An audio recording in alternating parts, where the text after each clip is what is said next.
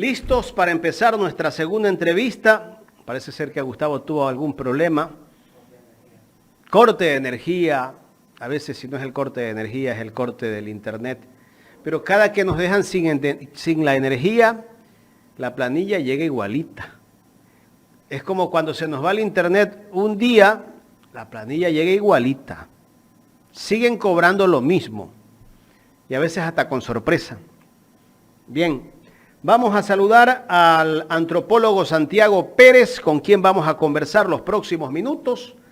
Vamos a hablar sobre esta coyuntura electoral que vive el país. Santiago, buenos días, un placer tenerte aquí en Ecuador en directo siempre.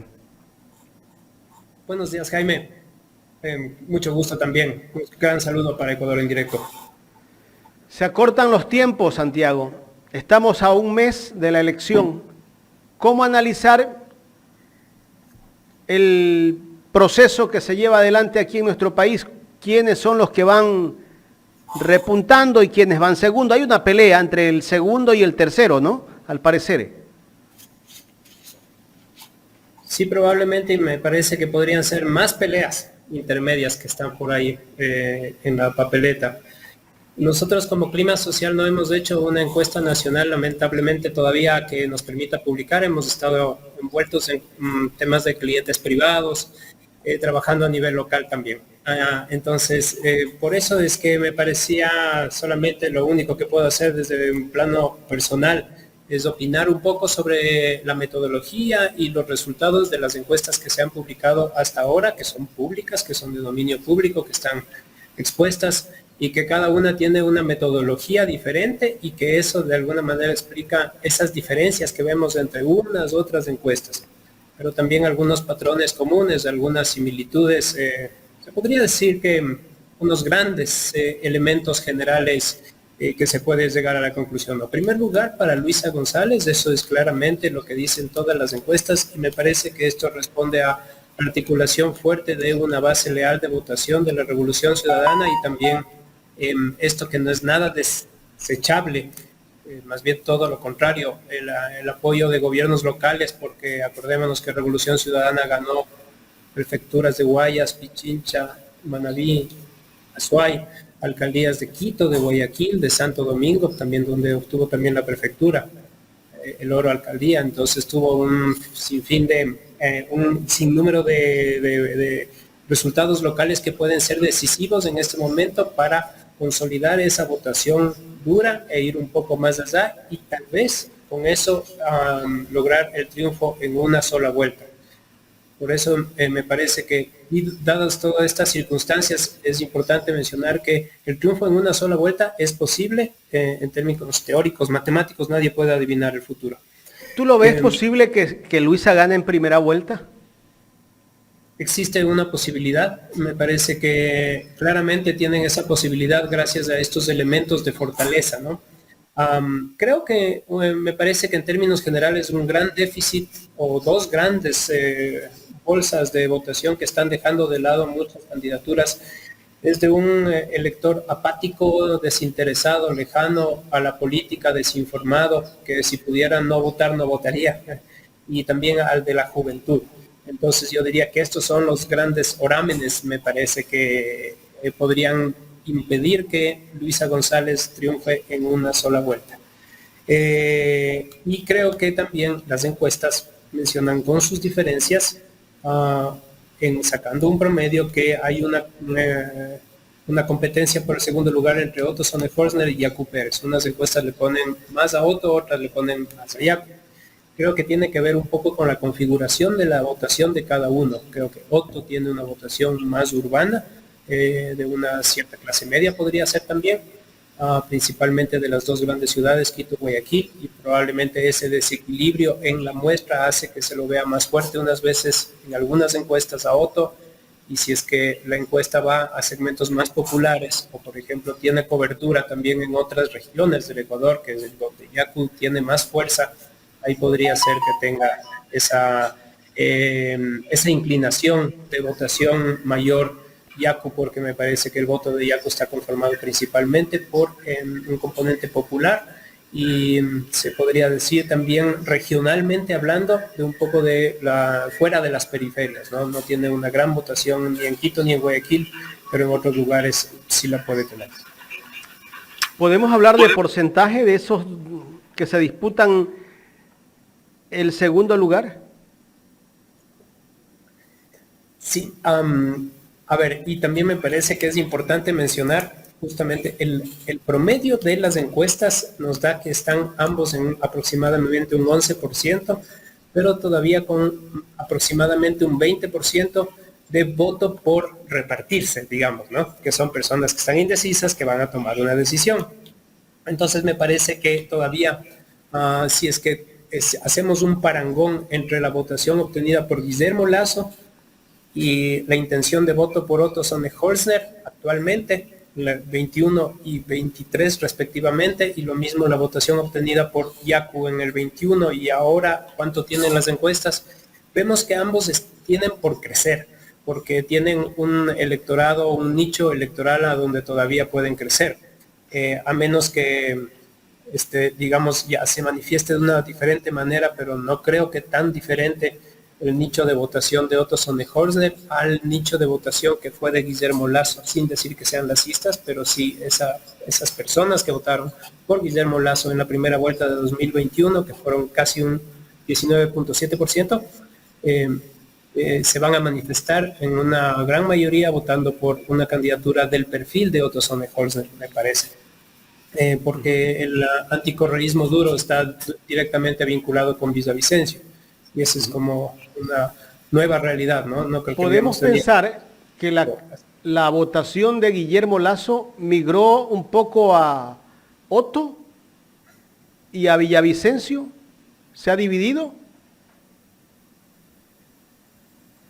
Sí, podría ser que se trate de nuevas fragmentaciones, de nuevas agrupaciones de la votación.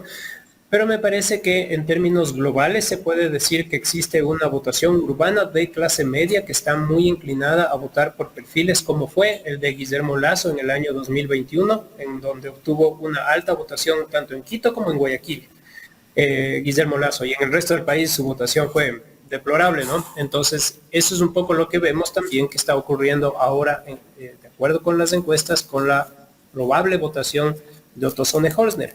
Entonces, probablemente por su perfil, por ser una persona tranquila, calmada, que propone moderación, ¿no? Me parece que eso es lo que está en el fondo de su propuesta, versus la confrontación.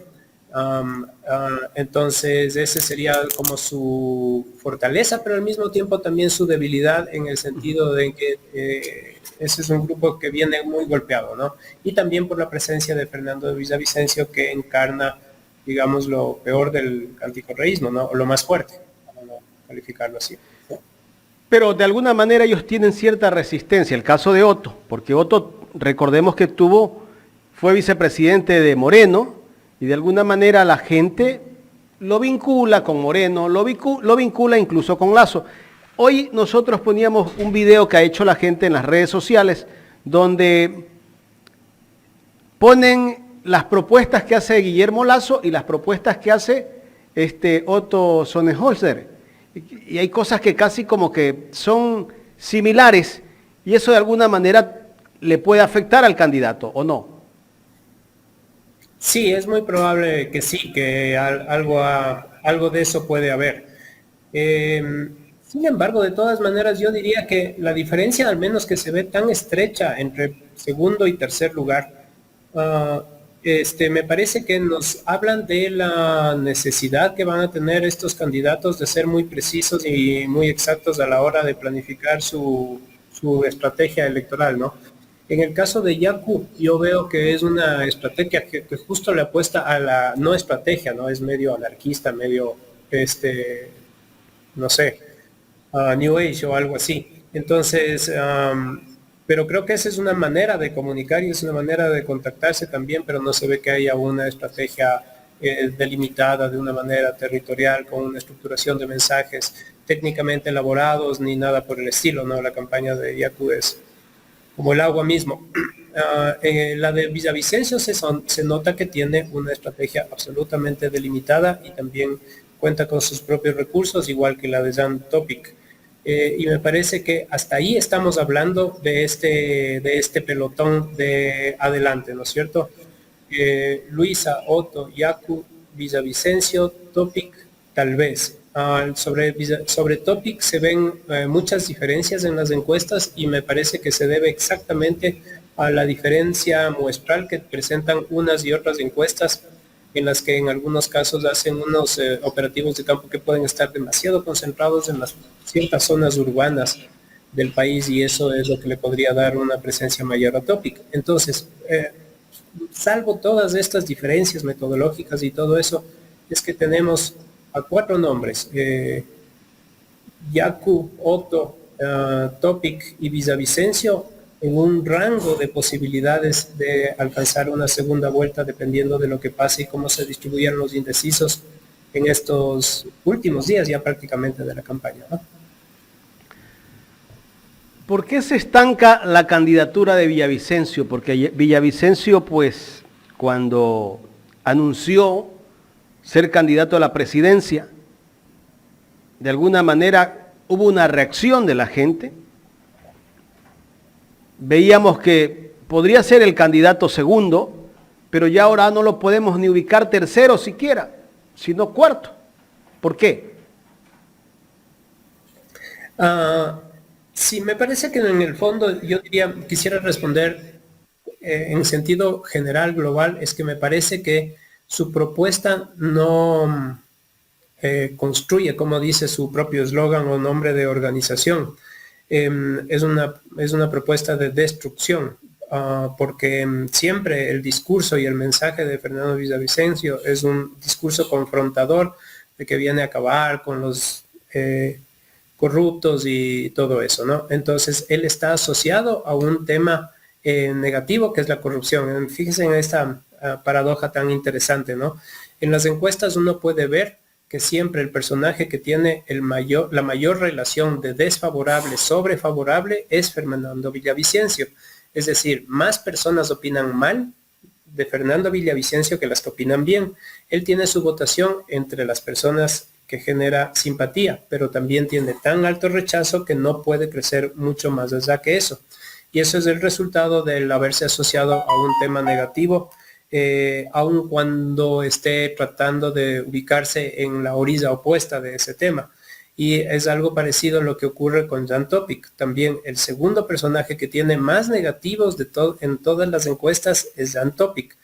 ¿Por qué? Porque es un candidato que está asociado a un tema negativo, como es la inseguridad. Entonces, si le vemos a él siempre, o no sé si siempre, pero ya se filtró y ya se permeó esa imagen, con un fusil o lo que sea, esto nos atemoriza. Los ecuatorianos no somos así, no estamos a favor del libre porte de armas, mayoritariamente evidenciado en muchas encuestas y en muchos estudios, y él está asociado a un tema principalmente negativo que solamente cala en una sección de la población que puede estar como muy angustiada, desesperada de este tema de la inseguridad y que pide mano dura, pero que no es la mayoría de la población y que ocasiona esta imagen negativa. Y finalmente, yo diría que también están compartiendo un nicho tan cercano a veces entre Fernando Villavicencio y Otto Sonnenhorner, que podría ser que estén compitiendo por la misma votación, y eso podría ser determinante en el momento del resultado final y sobre todo una perspectiva de una segunda vuelta.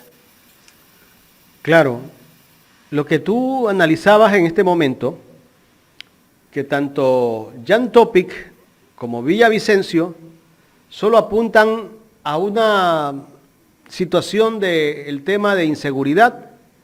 El uno habla de las mafias, el otro habla, bueno, de las mafias y la persecución si llega a ser gobierno, pero mucha gente tal vez lo puede ver bien, pero no a un alto porcentaje de los ecuatorianos. Hay gente que piensa que no solamente dedicándose a perseguir a los enemigos personales de él o políticos, va a solucionar los problemas del Ecuador. No hay una propuesta donde él hable de cómo salir de la crisis económica. Lo mismo podría decir yo que pasa también con Jan Topic. Entonces, no hacen una propuesta global de cómo van a solucionar los problemas del Ecuador. Sí, y me lleva esto a una reflexión profunda a propósito del sentido de estas elecciones. Estamos hablando de unas elecciones extraordinarias que nos permiten terminar un periodo de gubernamental fracasado, que colapsó políticamente y que no iba más. Entonces estamos enfrentados por esta circunstancia a unas elecciones anticipadas y además en unas circunstancias muy dramáticas para el Ecuador, ¿no? Crisis económica, crisis de seguridad, crisis en todos los sentidos, crisis institucional, pérdida de capacidad de gestión de la administración pública y muchos otros factores. Y no se diga también el estado de la población más vulnerable. Estamos en una situación bastante grave y por lo tanto me parece que hay dos conceptos, grandes nociones que me parece que van a explicar el resultado. El primero es el sentido de oportunidad de la población.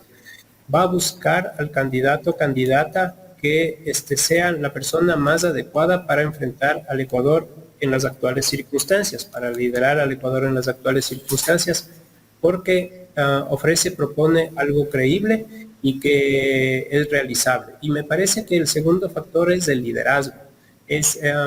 La población está buscando en quién poder depositar esta confianza y esto se logra a través del liderazgo. Me parece que aquel candidato o candidata que logre encarnar con fuerza un rumbo de país, me parece que puede empujar ese spin final que hace falta y podría ser determinante en las próximas elecciones. Bueno, hablemos de Javier Hervas. ¿Qué pasó con esa candidatura que no vemos, que no sé si es que tal vez nosotros no nos damos cuenta, pero de alguna manera veo una candidatura un poco apagada? Sí, así es. Es una candidatura que empezó tarde, que cambió de partido, que resulta difícil vender la novedad después de la repetición, que además creo que la izquierda democrática le termina haciendo un terrible daño a la imagen de Javier Hervas. Probablemente también es en parte también su error, digamos, no haberle apostado a una renovación, a algún proceso real en ese partido político que terminó como sabemos.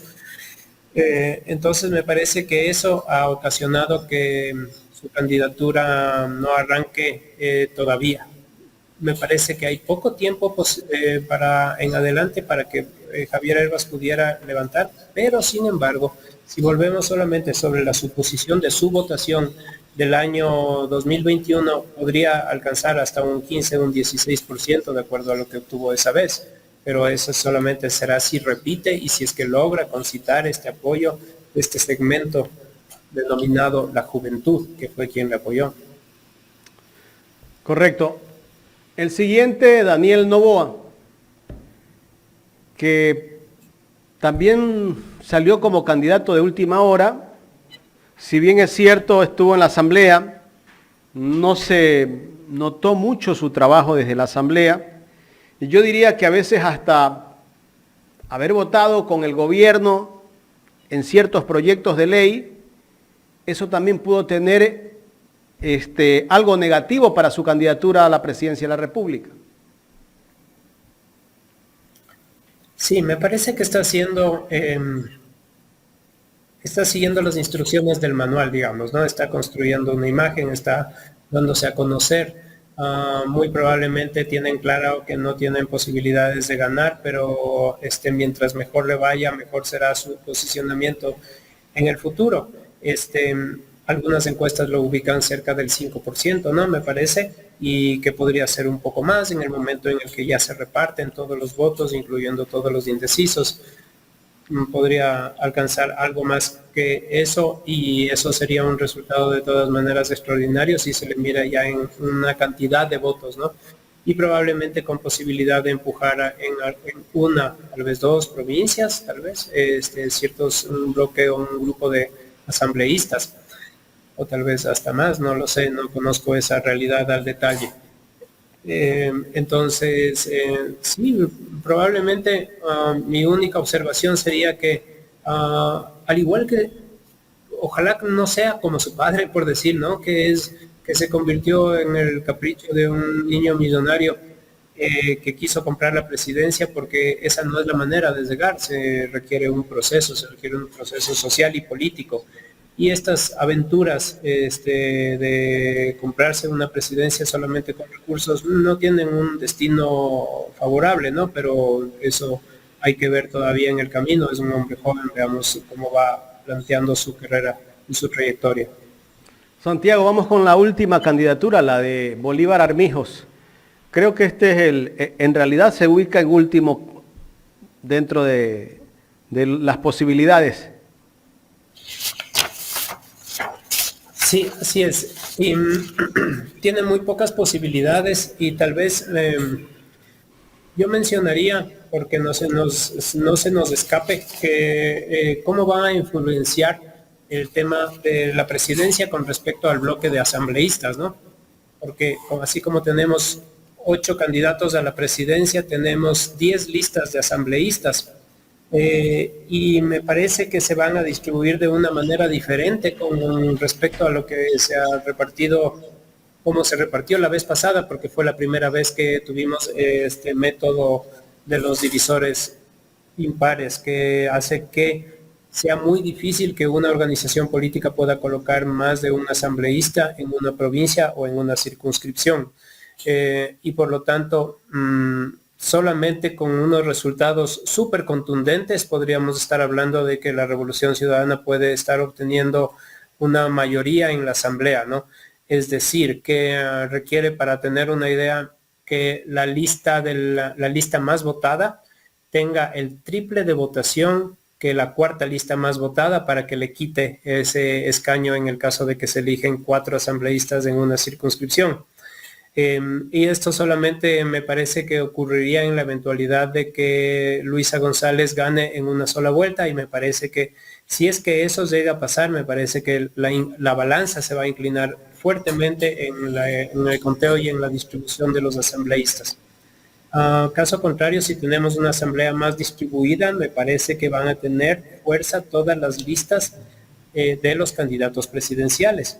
Entonces, Revolución Ciudadana, Partido Social Cristiano, la alianza que apoya a Otto Sonnenholzer, si bien no es muy conocida, la alianza que apoya a Yacu Pérez, entraría también, o podría tener una posibilidad de entrar, la lista nacional de Construye, y Reto con una dificultad un poco mayor, pero también tendría una posibilidad de poner al menos el escaño nacional, un escaño nacional. Entonces vamos a tener una distribución diferente, solamente haciendo el análisis de los nacionales, y hay que ver en cada provincia, en cada una de las circunscripciones, cada una de las realidades, ¿no? En algunos de los casos me parece que es probable que algunas listas tengan un peso tan grande que puedan meter 2 y excepcionalmente 3 asambleístas dependiendo de las circunscripciones. Claro, ¿cómo ver la estrategia que se está manejando en la campaña de Luisa González? Los spots, los mensajes, porque todo esto influye dentro del electorado. De alguna manera, si bien es cierto, esos spots que están lanzando no en los medios tradicionales, sino en las redes sociales, en el WhatsApp. ¿Cómo ver? Son mensajes que tal vez están llegando al votante, hay una verdadera estrategia. ¿Cómo analizar esto, Santiago? Sí, claramente se percibe, se puede apreciar la existencia de una estrategia que está claramente direccionada, y eso se puede ver también con el tipo de pauta y el contenido de los mensajes que va emitiendo esa campaña. También en cuanto a su inversión, es la que más inversión ha realizado, de acuerdo con un análisis que realizó BN Periodismo a propósito de la inversión en Facebook e Instagram. Primero estaba la candidatura de Luisa, en segundo me parece que como que estaban empatados en cuanto a inversión publicitaria, Otto con Topic, un poco más abajo estaba Novoa, y Yacu no tenía nada de inversión publicitaria.